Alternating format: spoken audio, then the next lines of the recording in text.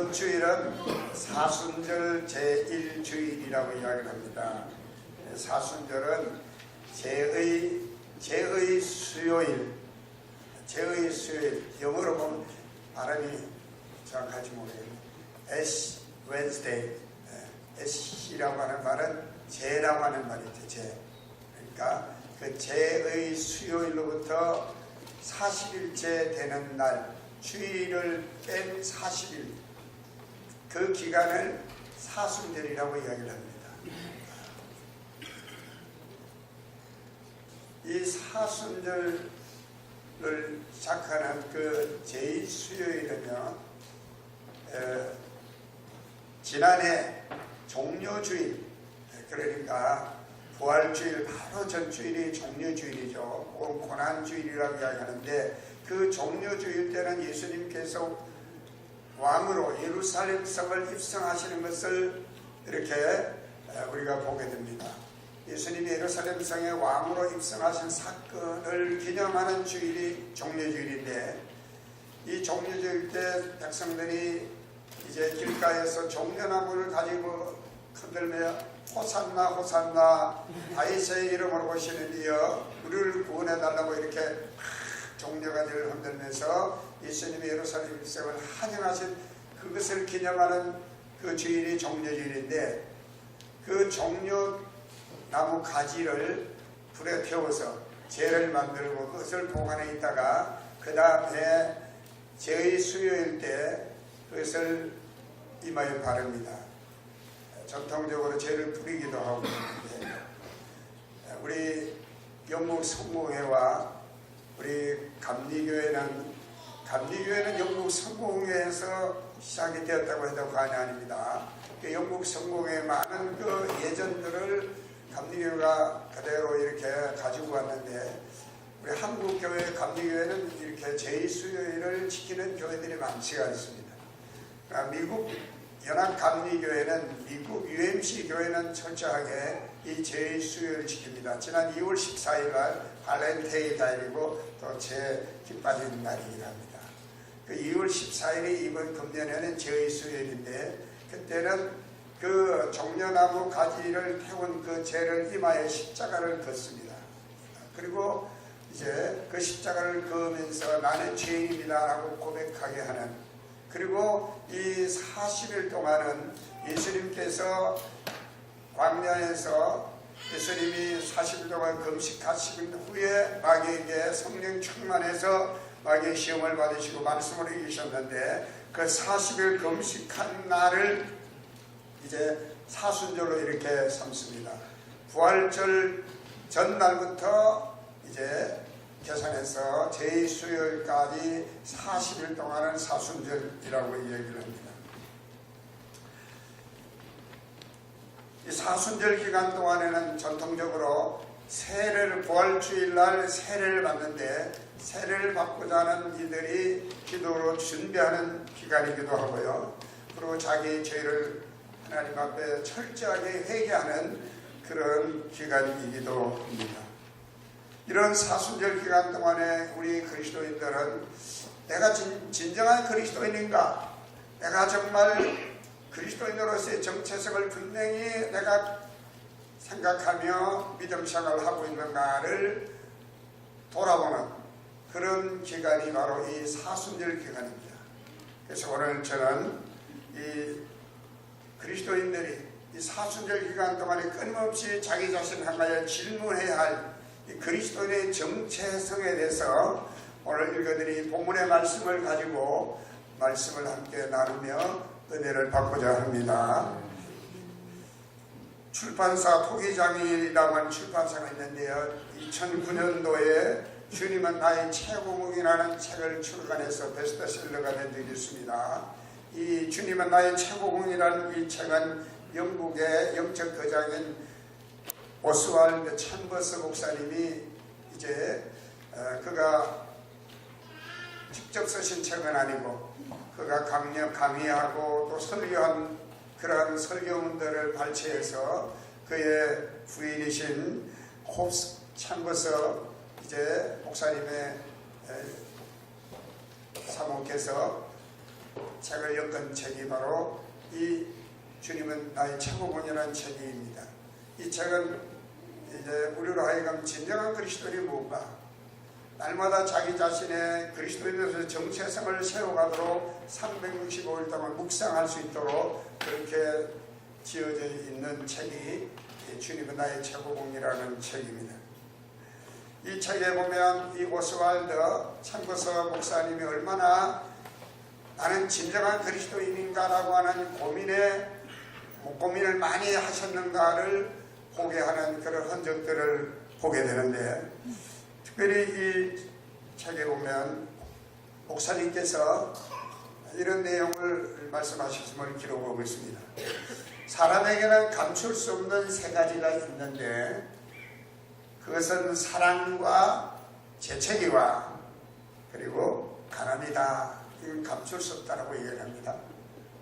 근데 재채기보다 더 감출 수 없는 게 있긴 있는 것 같아요. 보니까 생리적인 자유는 어쩔 수 없어요. 그러니까 뭡니까? 사랑은 감출 수 없다는 거야. 그 다음에 생리적으로 나오는 재채기는 감출 수 없고, 그리고 가난의 모습은 감출 수 없다라고 얘기를 했습니다. 근데 이 참고서 목사님은 여기에 나는 하나를 덧붙이고 싶은데, 가난, 사랑, 재채기와 함께 감출 수 없는 것은 진정한 그리스도인의 모습이라고 생각한다. 진정한 그리스도의 모습은 감출 수 없다는 것입니다. 진정한 그리스도인이란 육체적이고 세속적인 크리스찬이 아닌 진짜 그리스도인을 말하는 것이다. 비그리스도인 혹은 넌 그리스도인들은 우리 그리스도인들이 진짜인지 가짜인지 다 알고 있다. 가짜인 우리 앞에서 가짜라고 말을 안 할 뿐이다. 이건 제 말이 아니에요. 그 오스왈드 챔버스 목사님의 말씀입니다. 교회 공동체 안에서는 진짜와 가짜를 구분하기 어렵다. 하지만 교회 밖에서는 가짜와 진짜가 확연히 드러난다. 비그리스도인들은 그리스도인들의 삶을 보고 진짜냐 가짜냐를 구분한다. 진짜 그리스도인으로 산다는 것은 어떻게 살아가는 것일까? 이런 질문을 하고 계십니다. 오늘 저는 읽어드린 본문의 말씀 속에서 우리가 세워가야 할 진정한 그리스도인의 정체성이 뭘까? 한 세 가지 점에서 오늘 말씀을 드리려고 합니다. 첫째로, 그리스도인은 어떤 사람들일까요? 그리스도인은 십자가에 못 박힌 자라고 성경은 말합니다. 십자가는 이 시대에는 형벌의 십자가입니다. 죄에 대한 형틀입니다. 죄를 지은 사람이 벌을 받는 형틀이 바로 십자가였다고 합니다. 그런데 우리 예수님은 죄 없으심에도 이 죄인들이 받은 이 형틀에 달려 돌아가셨습니다. 죄 없으신 예수님께서 왜 이 십자가에 달려 죽으셨을까요? 예수님은 바로 죄인들의 죄를 대신 짊어지시고 십자가에 못 박히신 줄로 믿습니다. 그런데 누구의 죄 때문일까요? 적어도 이 사순절 위에 우리 그리스도인, 진정한 그리스도인이라고 하면 바로 나의 죄 때문에, 나의 죄를 대신해서 십자가에 못 박혀 죽어주신 예수님을 고백할 수 있어야 할 줄로 믿습니다. 아니, 이제 나는 십자가에 나를 못 박았다라고 고백할 수 있는 사람이 되어야 할 것입니다.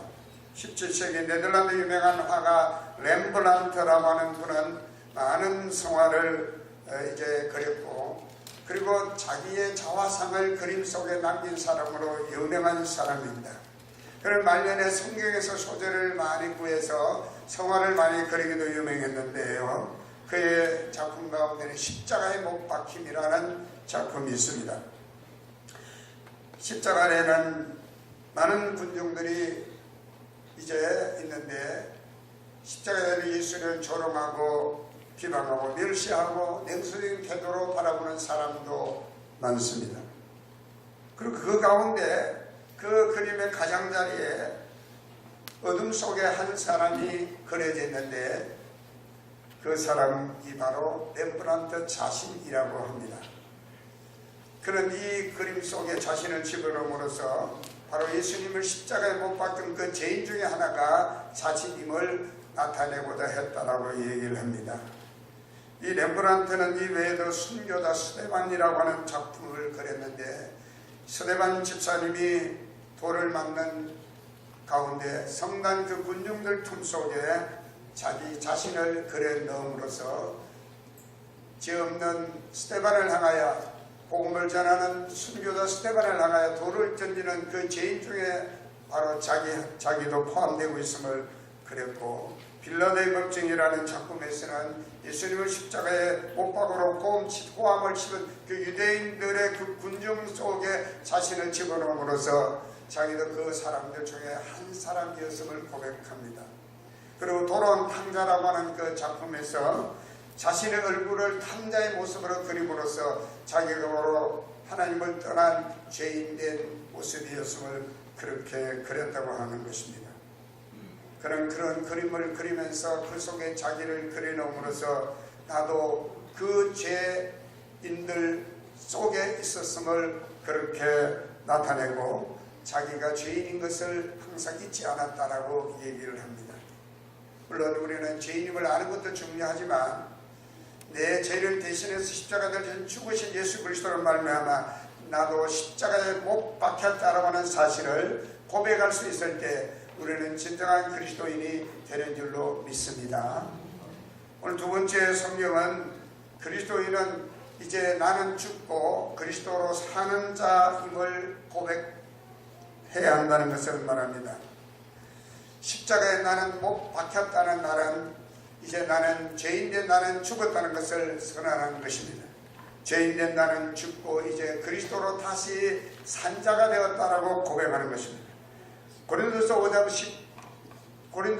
17절에 이렇게 말합니다. 그런즉 이제 내가 그런즉 누구든지 그리스도 안에 있으면 새로운 피조물이라 이전 것은 지나갔으니 보라 새 것이 되었도다. 이제 그리스도와 함께 십자가에 못 박힘 받고 죄인된 자기가 죽어진 사람은 그리스도와 다시 산 자가 되었다는 것은 이제 새로운 피조물, 새 삶을 살아가는 새로운 존재, 유비인이 됐다 말씀입니다. 우리는 그러므로 이제부터 진정한 그리스도인은 그리스도와 안에서 그리스도와 함께 되나 뉴라이프 새로운 삶을 살아가는 사람이라는 것입니다. 더 이상 죄 가운데 거할 수가 없습니다. 더 이상 세상과 짝할 수 없는 사람이 바로 십자가에 자신을 못 박고 자기는 죽고 이제 그리스도와 다시 살게 된 그리스도인이라는 것입니다. 그리스도께서 무덤의 문을 깨치시고 부활하심으로 우리 또한 이제 다시 살아난 자가 되었습니다. 다시 말씀드려서 제2의 인생을 살아가는 사람들이 바로 그리스도인이라는 것입니다. 그리스도인들은 예수 그리스도를 믿음으로 만남으로 말미암아 자신은 죽고 새 삶을 살게 되는 인생의 터닝 포인트를 경험한 자들입니다. 인생의 터닝 포인트는 마라톤의 반환점처럼 따로 존재하는 것이 아니라 생각과 행동을 바꾸는 순간이 바로 터닝 포인트다, 그런 말이 있습니다. 여러분, 우리가 예수 그리스도를 믿고 우리의 삶이 새 삶이 되었다는 이 말은 이제 나는 죽고 그리스도로 다시 산자라고 하는 생각을 이 생각 속에 믿음을 충만하게 갖게 되면 우리는 우리 인생이 전혀 다른 삶의 전환점을 경험하게 된다는 것입니다. 그러므로 여러분, 진정한 그리스도인은 이런 인생의 터닝 포인트를 경험한 사람, 이제 새 삶을 살아가는 제2의 인생을 살아가는 놀라운 영적 경험을 한 사람, 이 사람이 바로 진정한 그리스도인인 줄로 믿습니다. 오늘 이 자리에 계신 여러분들은 다 이런 영적 경험이 있는 분들인 줄 믿고, 혹시 아직도 나는 이런 영적 경험이 없다고 생각하면 여러분 모두 언젠가는 이런 영적인 터닝 포인트의 경험을 반드시 하게 되시리라 믿습니다. 그리스도인은 이 고백이 분명히 있는 사람, 나는 이제 새 삶을 살아가는 사람입니다. 나는 제2의 인생을 살아가는 사람입니다. 과거에 나는 죽어버렸습니다. 이미 십자가에서 나는 죽었습니다. 이제 다시 산자가 되었습니다. 여러분, 제가 굳이 예화를 들지 않더라도 여러분의 삶이 오늘 이 말씀을 분명히 증거하고 있다라고 믿습니다. 마지막으로 성경은 진정한 그리스도인의 삶의 이유가 바뀐 자들임을 말합니다. 오늘 성경 하나님의 아들을 믿는 믿음 안에 사는 삶, 믿음 안에 사는 자가 바로 그리스도인임을 말씀합니다. 오늘 성경은 이렇게 말합니다. 하나님의 아들이신 예수 그리스도께서 나를 사랑하사 자기 자신을 나를 위하여 버려주셨다라고 말합니다. 여러분, 우리가 사랑이라고 말할 때 사랑은 제가 말씀드립니다만 사랑은 실천이라고 말씀드렸어요. 우리가 실천할 수 있는 사랑의 가장 최고봉은 뭘까요? 바로 자기 생명을 대신 내어주는 것입니다. 우리 예수님께서는 십자가에서 자신의 생명을 기꺼이 우리를 위해서 내어주시는 실천하는 사랑을 보여주셨습니다. 이보다 더 큰 사랑이 있을 수 없습니다. 그래서 고린도서 5장 14절로 15절에 이렇게 말씀하고 있습니다.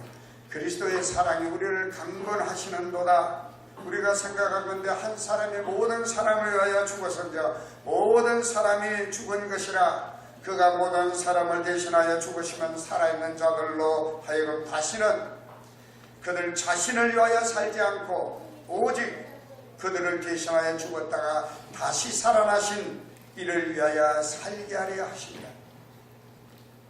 하나님의 아들을 믿는 믿음 안에 사는 자, 믿음 안에 사는 삶이라는 것은 다른 말로는 하나님의 아들이신 예수 그리스도를 위하여 살아가는 삶을 말합니다. 진정한 그리스도의 삶의 정체성은 여기에서 찾을 수 있는 것입니다. 삶의 목적이 무엇입니까? 성경의 말씀 보면 믿음의 사람들이 많이 있습니다. 아브라함, 이삭, 야곱 다 믿음의 사람들입니다. 다니엘 믿음의 사람입니다. 요셉 믿음의 사람입니다. 성경의 믿음의 사람들은 한결같이 자신을 위한 삶을 살지 않았습니다. 그들은 하나님을 위해서 산 사람입니다. 그리스도인은 누구를 위해서 사는 삶일까요? 예수 그리스도를 믿는 믿음으로 사는 삶은 바로 그리스도를 위한 삶입니다. 그리스도를 위한 삶이 뭘까요? 그 속에서 이 땅에 이루시고자 하셨던 하나님 나라 그 일을 이루어가는 삶을 살아가는 사람, 다시 말씀드리면 하나님의 영광을 구하는 삶을 살아가는 사람, 그가 바로 그리스도인의 삶인 것입니다. 이런 사람은 죽음도 두려워하지 않습니다. 이런 진정한 그리스도인의 정체성을 확립하고 있는 사람들은 어떤 고난도 환난도 죽음의 위협도 두려워하지 않습니다. 그래서 예수님께서 요한복음 11장 25절로 26절에 이런 말씀을 하셨어요. 나를 믿는 자는 죽어도 살겠고 무릇 살아서 나를 믿는 자는 영원히 죽지 아니하리라. 이것을 내가 믿느냐? 여러분, 이 말이 무슨 말씀일까요? 정말 예수 그리스도를 믿는 믿음을 가진 진정한 그리스도인이라고 하면, 정말 나는 죽고 그리스도로 살아가는 사람이라고 하면, 이제부터 내 삶의 목적이 그리스도를 위하는 삶을 살아가는 데 있다고 하면, 여러분, 더 이상 죽음이 두렵지 않습니다. 예수를 믿으면요, 죽는 것이 사는 것입니다. 아멘. 할렐루야. 아멘. 우리를 믿는 그 순간부터 우리는 죽음을 두려워하지 않고 우리에게는 영원한 생명이 있음을 믿기 때문에,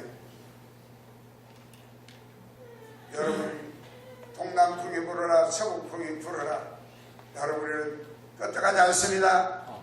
불같은 시험과 시련이 우리에게 닥쳐도 두려워하지 않습니다. 아멘. 할렐루야. 아멘. 바로 이런 모습으로 살아가는 그리스도인 여러분이 사순절기 동안에 여러분 자신을 돌아보고, 저와 여러분 우리 자신을 돌아보고 진정한 그리스도의 정체성을 세워나갈 수 있는 그런 기간이 되어지시기를 주님 이름으로 부탁을 드립니다. 아멘.